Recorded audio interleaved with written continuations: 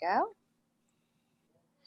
Welcome, everyone. We are actually filming live today from, I wrote it down even because it's a small town in West Virginia called Flatwoods.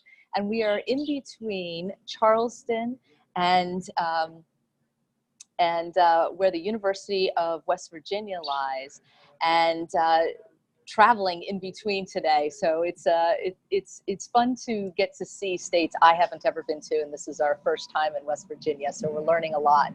Today we have a guest all the way from California. So we are truly recording across the nation, which is very exciting. And Gerry, if you'd like to introduce yourself and tell us a little bit about your background. Well, thank you so much, JJ. It's a pleasure to be here. And my name is Gerry Hanley, and a little bit about my background. I'm a cognitive psychologist by training and been a faculty member. And then recognizing that any individual success is really determined by a more systemic organization, I started moving up into administration, started doing faculty development, managing and administering in a department. And then I moved recognizing that technology in the 90s was going to be a critical element to ensuring really greater access to information that people need to learn. And so I got into academic technology, which is really how do you support people teaching and people learning and using that material. And now I'm the Assistant Vice Chancellor of Academic Technology Services for the California State University System. 23 campuses, 500,000 students. We're the largest four-year institution in the U.S. and having a mission of really ensuring that all our students really have an effective, successful education so they can have a successful career in life.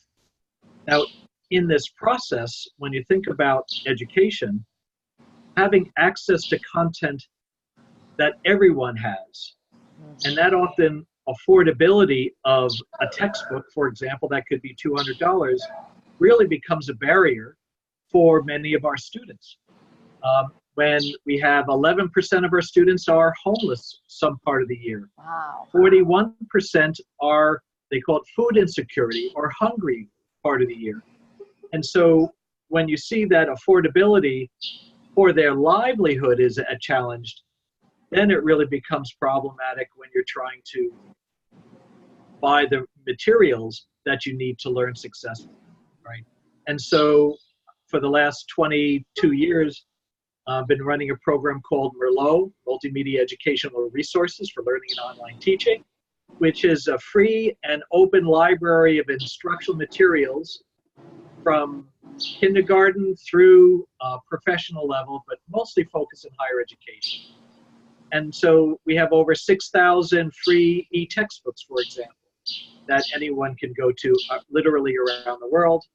And I think the focus for our conversation today when we talk about education, healthcare, and really the success that we have for society is being healthy is a project that came out of the U.S. Department of Labor. It's the TACT program, the Trade Adjustment Assistance for Community Colleges and Career Training. And if you can remember that acronym, you get a PhD type of thing. But what was important about that is the U.S. Department of Labor invested $1.9 billion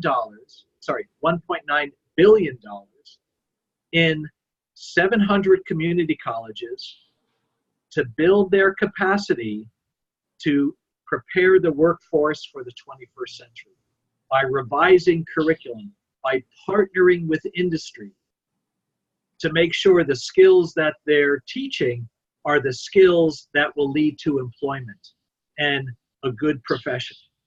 And so I think, and that aspect of that partnership between industry and education, I think is one of the essential, really, innovations that now allows anyone to have free access to this curriculum that has been developed across the U.S.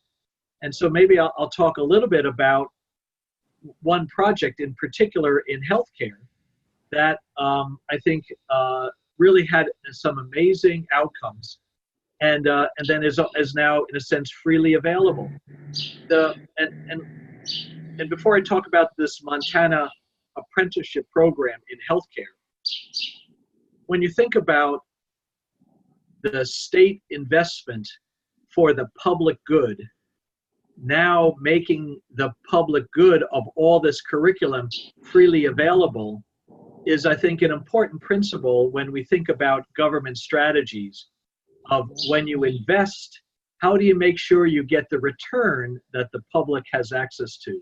So having open educational resources, you might hear them called OER, but open educational resources provides you free access to the materials, and you have the freedom to use it and reuse it without thinking that you are prevented, as in all rights reserved on copyrighted material. Right. So that was a critical element of the Department of Labor project. Now I'll jump to kind of an example of how an issue of healthcare was resolved with education and business and government partnering together. So in Montana, it's a rural state, and people are distributed, but they all need health care no matter where they are, right? Yeah. And so how do you get quality health care? Well, quality health care is dependent upon people who are trained to be healthcare workers.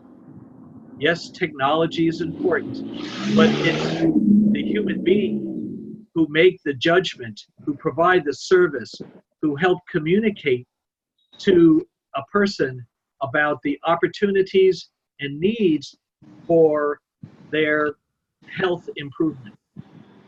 So when you have people who are distributed in a state, and you don't see people moving to Montana to become healthcare workers, what becomes essential is, how do you help the people who want to be in Montana now want to become healthcare workers? And they're doing their jobs right now. Many of them are employed. So how do you say, oh, stop making money, come 2 years and pay us money to get a certificate in healthcare, right? It's like, well, any sensible person would say, that's a big risk, right? Yeah, so, absolutely. So what the Montana community colleges have done is they say, let's set up an apprenticeship program that you can earn while you're learning and develop your certification while you are really embedded in the environment and have a much richer experience than learning about healthcare out of a textbook, right? Now, that learning is taking both the teaching and the learning process out of the classroom and putting it in the workplace.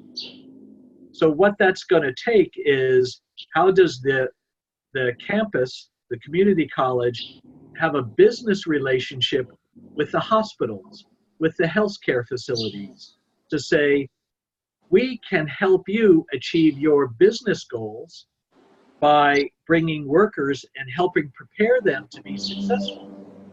And you get workers to help you achieve your business goals. But we have to kind of partner together, right? You have to communicate. We have to have agreements. We have to look at liability. We have to look at, progress, the resources that you might. How do you bring the experts to help the people learn these things, right? It really is, I think, a very important element of how the 21st century learner is going to need to embed the educational content into the workplace context. And the Montana team, they did just a great job of developing templates of, how do you have agreements between hospitals and campuses? How do you give people checklists on how do you set up an apprenticeship program within the hospital and get course credit toward your certificate? So, and again, all this material is available in Skills Commons skillscommons.org website. That's the free and open public library, the national repository of all the material that was produced by the TACT program. And so if someone in West Virginia wants to look at how would I take a proven practice out of Montana, because you know what, we have a similar issue around, rural population not getting the health care we need, and the multiple benefits is not only can the businesses, the hospitals have better trained and more healthcare workers, but the healthcare workers now have a better profession, a better revenue, better wages, a way to grow and have fulfillment in what they're doing. So the community colleges win by preparing their students and getting them the certificates that they're there for. The hospitals get better employees, and the employees get better wages, and closing various, economic gaps that then they have better lives, that then spend more money on the local businesses, and this is what an ecosystem does. So hopefully that's an example of how some projects that the federal government funded, but it took local leadership to make that work, and it's that network of partners that really now have examples that other states can now take advantage of and get the benefits. I love this. I love this on so many levels. So I'm going to try and break it down into a couple of pieces. Sure. The first is to talk about this, what we often call in government, the three-legged stool, right? We talk about how government connects to universities, connects or businesses, and then connects to those partnerships, either in education or business. So it's usually three entities working together, but the other two could be variable based on what the goal is. I don't think a lot of people realize how much of this happens. And so what you've provided is an example of how this money has flowed, but very interesting point that you made. This is all about education. But where did the money come from? Department of Labor. It does not all come from Department of Ed. So in the work that we did out of the Defense Department, our money all comes from the Pentagon.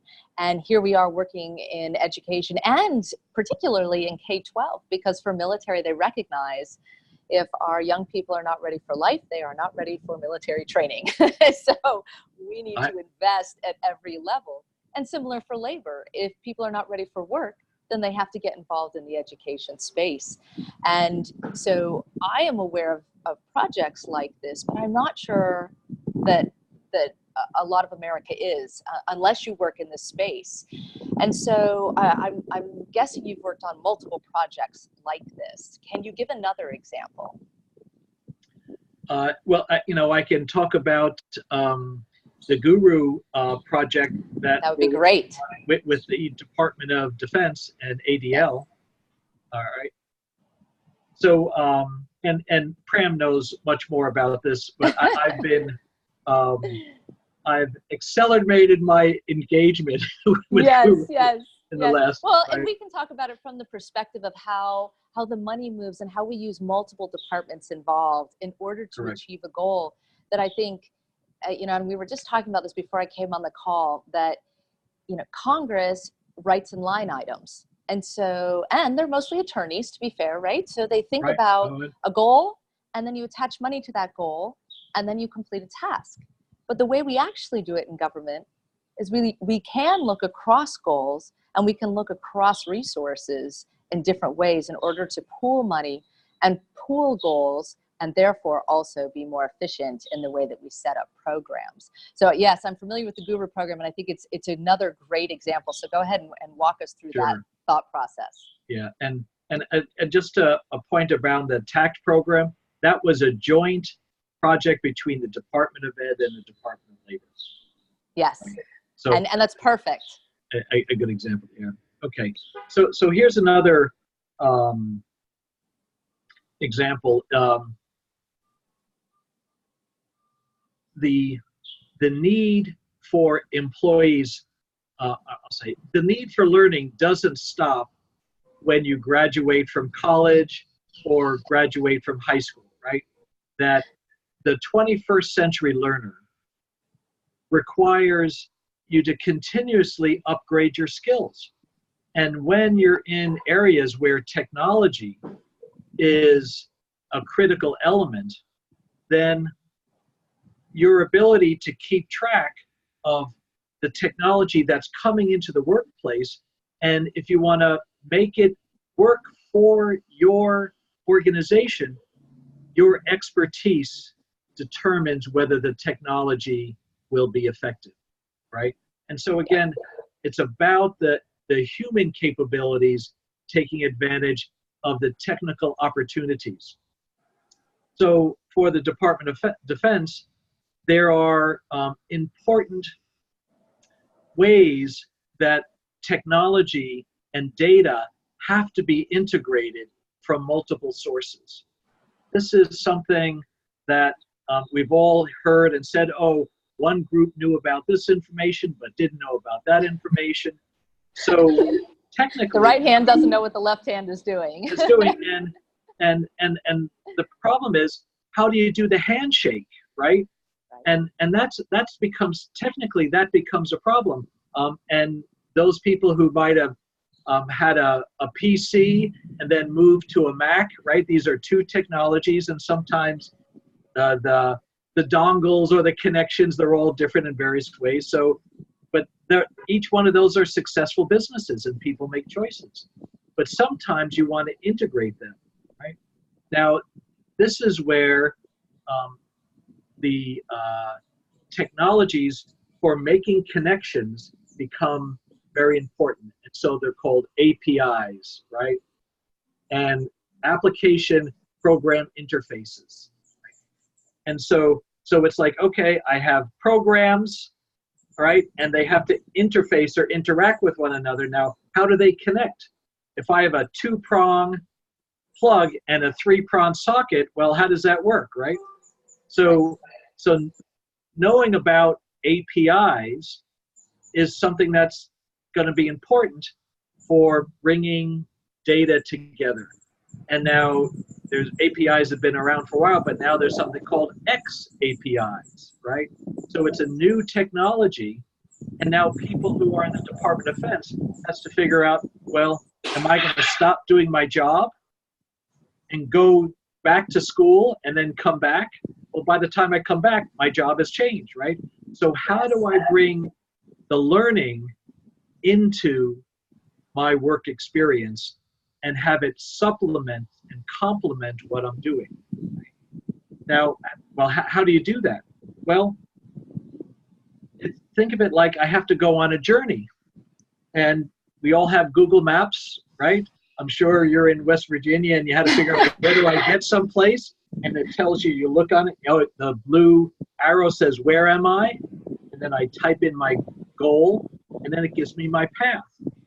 Well, the Learning Navigator by Guru is a technology that allows you to say, where am I in my knowledge? Where am I starting? And then what's my learning destination? What do I have to know about X APIs? And then what's the pathway that I need to get there?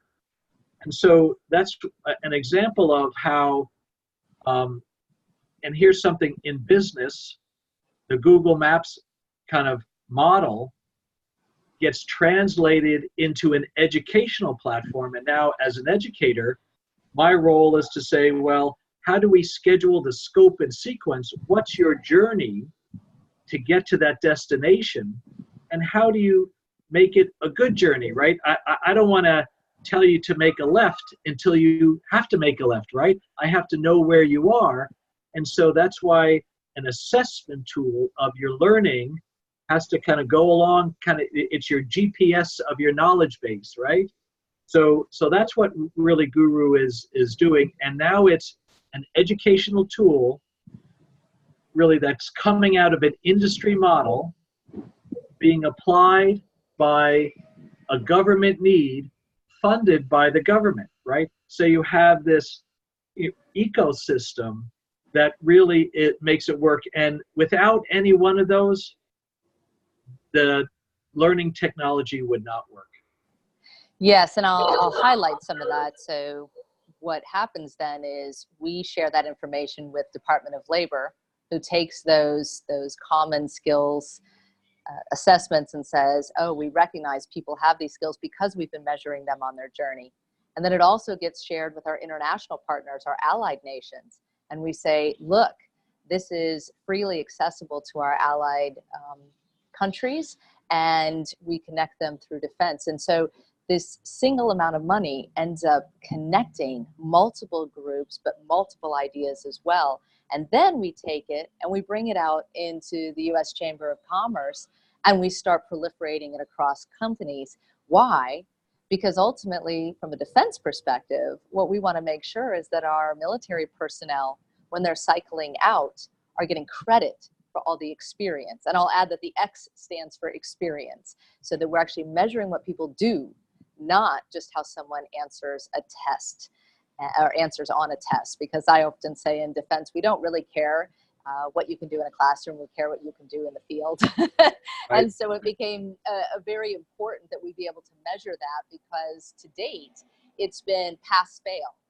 And so, you know, you can imagine where, great, everybody's at least at a basic level of capability or proficiency, and then we get into a high stress scenario, and we need to know who's able to perform under that stress the best, not just adequately. And so those become extremely important, but are as useful in the labor market, as useful in the community college as they are in DoD.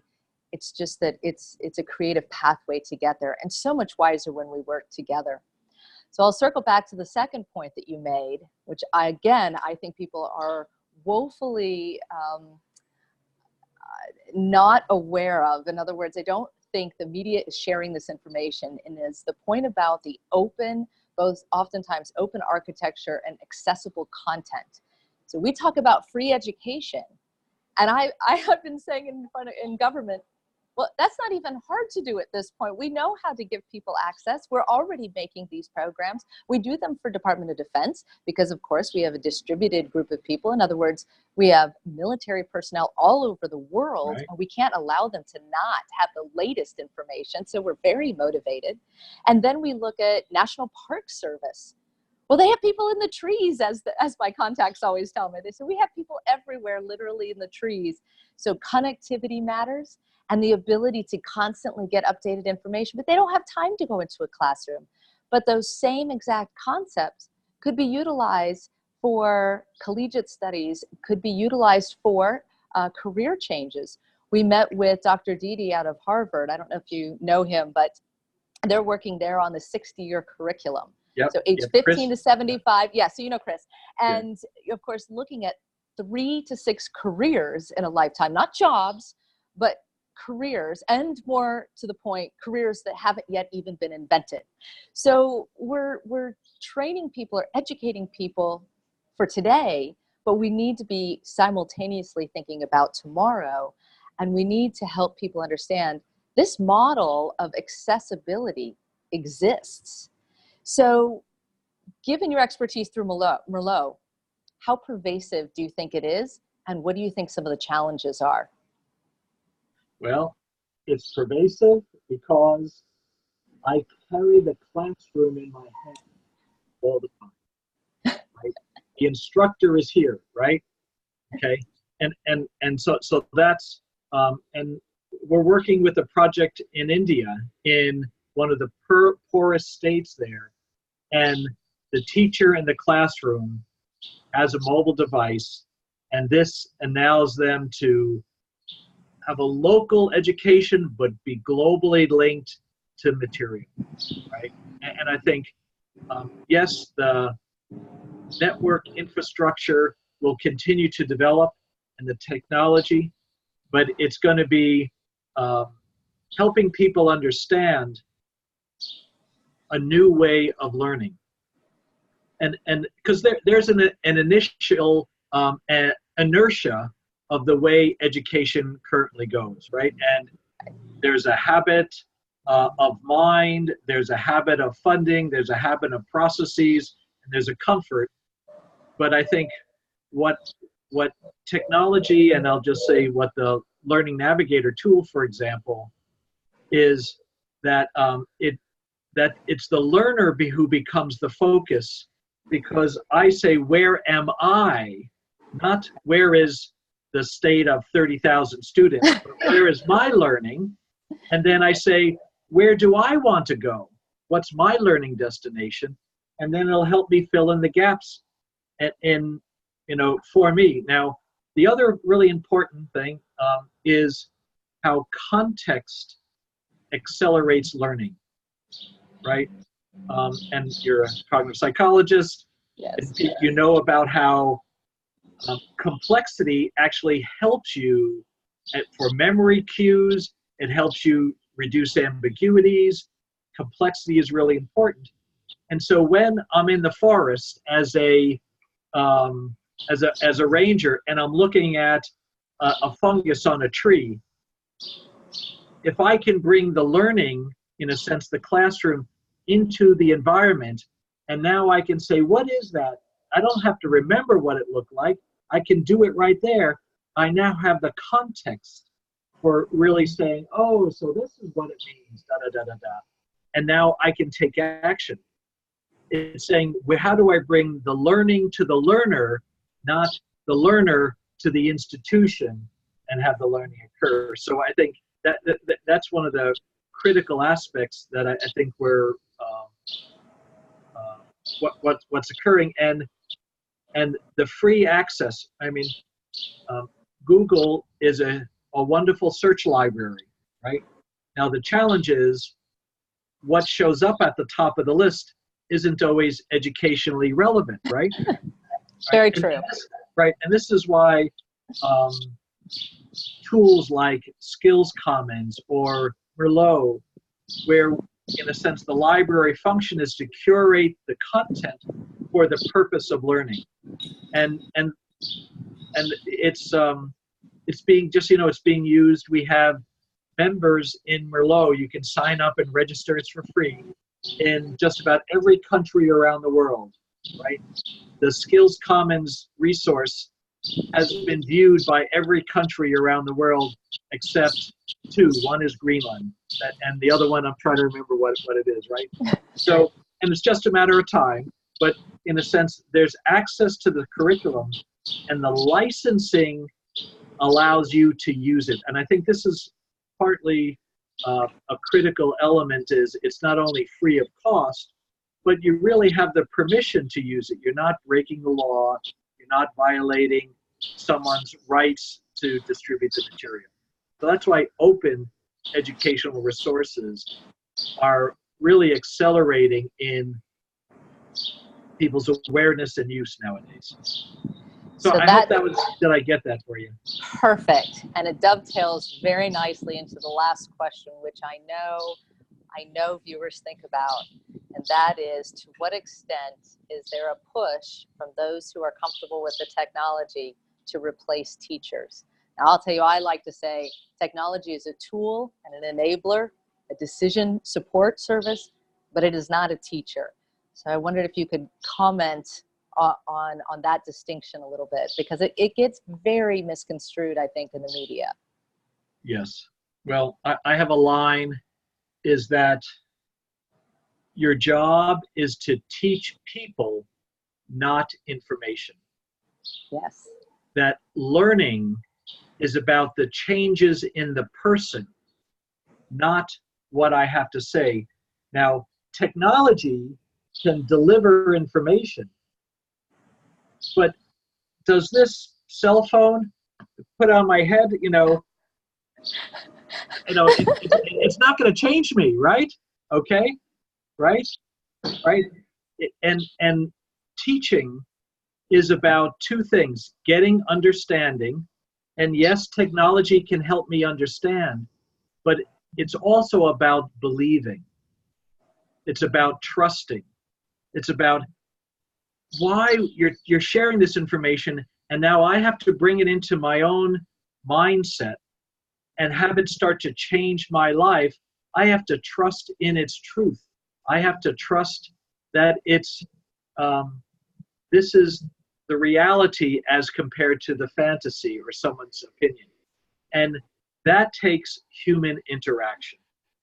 That's why teachers are actually so much more important nowadays when there's so much information out there, that how do you learn to trust how to process information? And that's why teachers, how we support them, how we prepare them, and how we enable them to really build the trusted relationships. So, and in healthcare, people say, oh, is technology going to take over the nurses, right?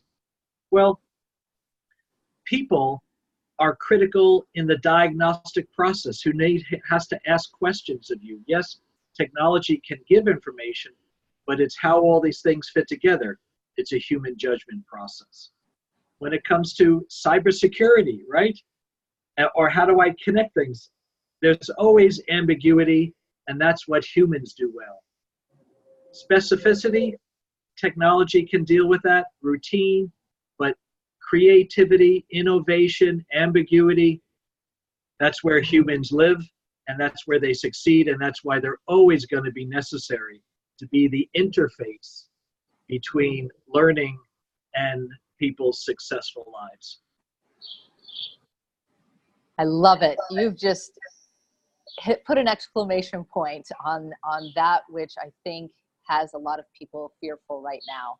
And I think that just so poignantly clarifies, where is our role going forward? What do we need to support? What do we not need to be afraid of? And also, how do we need to educate ourselves a bit differently than we have in the past, right? It's not about standardizing, having everybody achieve a single level of competence. It's about that creativity and the diversity of thought, and how we bring all of that together to really, like you said, emphasize that decision-making process.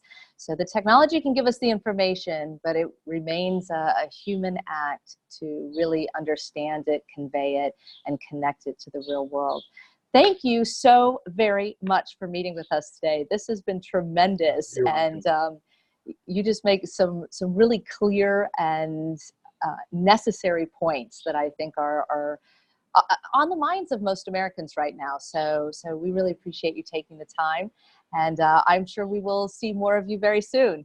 Okay, thank you, JJ. It's been a pleasure, and you're asking great questions, and we need you to really ask these questions and share it, because these have to have a voice, and yes, and if you can give voice to it, then you have a chance for change to occur. So thank you. Oh, thank you. Have a good day, sir. All right. Take care. Bye-bye.